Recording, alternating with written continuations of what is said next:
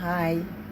Ani ana sad ko aron sa pag padungog kaninyo bahin sa akong sinulat.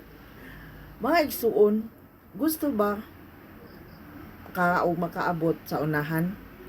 Ang tubag ko, gusto. Ang pangutana unsaon? Kinahanglan nga mutan-aw ka unsa ikaw karon. Hatagi og bili or importansya ang unsa ikaw nga naa karon. Sa laktod ang pingi ang tanan nga naa karon kanimo. Pagsugod mga igsuon karon aron makaabot ikaw ugma puhon. Mga igsuon, ang buot kong ipasabot kung unsa ikaw karon mao ka na ikaw, di ba?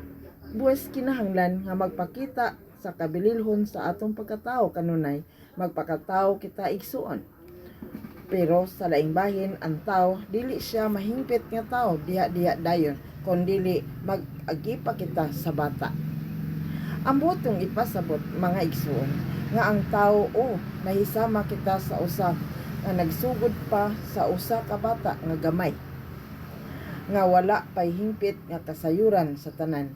Unsa kini busa ang tanan angay nato nga pagasabton og tun-an at dili sayon mga igsuon ang pagpakatao mag-agi pa kita sa daghang pagsulay sama sa usa ka bata mag-agi pa kita sa gamay ayha mudako.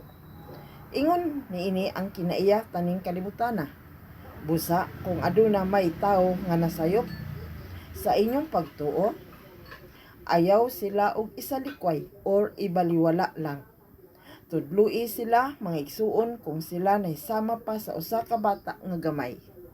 Wala pa nasayod unsang ilang gibuhat o gipanulti. So mao kini ang akong mga sinulat. Daghang salamat sa inyong pagpaminaw. Mga igsuon, mayong gabi ka nato karon. Ang botong ipasabot ni ini mga igsuon mao nga dili ta mahimpit nga tawo ug dili ta magbasol sa atong mga sala. Kaya ang atong mga kasaypanan is the best teacher. Maoy makahatag na tuog kanang giya kung makaagi na kita sa mga kasaypanan, kalisdanan, mga problema.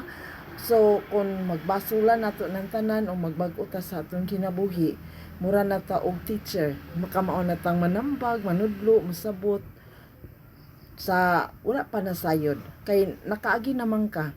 Naimo naman tong na-experienceyahan ang mga kalisdanan or mga kasaypanan nga dili dito maayo, makamao na ka mo mutambag o mutudlo sa uban. Mura na kag dako nga tawo or katong mga puno na ka sa kaalam. So katong mga tao nga wala pa siya nakaagi sa kasaypanan, nagpataka lang to sa istorya, nagpataka lang buhat, mo kato sila nahisama pa to sila sa mga taong mga bata pa nga gagmay pa no wa pay alam sa kinabuhi. So daghan mga tiguang karon mga guys nga way mga kulang sa panabot or tungod kay wa pa sila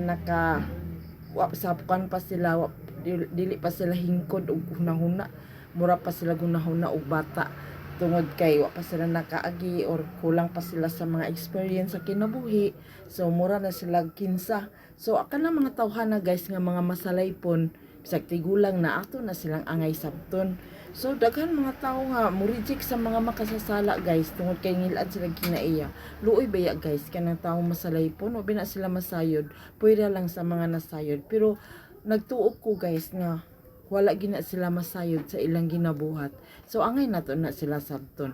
So unsa paagi guys sa atong pagsabot nila, no? Ato silang dili ta mo tumpang, dili nato sila tumpangan.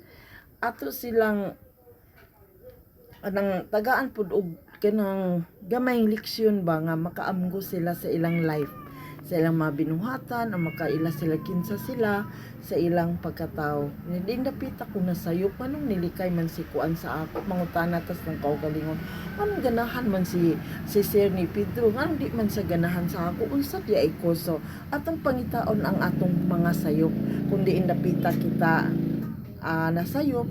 So atong ikoreksyon atong kaugalingon pinagi sa atong pagpangutana. So, maura to guys sa akong reminders. Bye-bye, daghang salamat sa iyong pagpaminaw.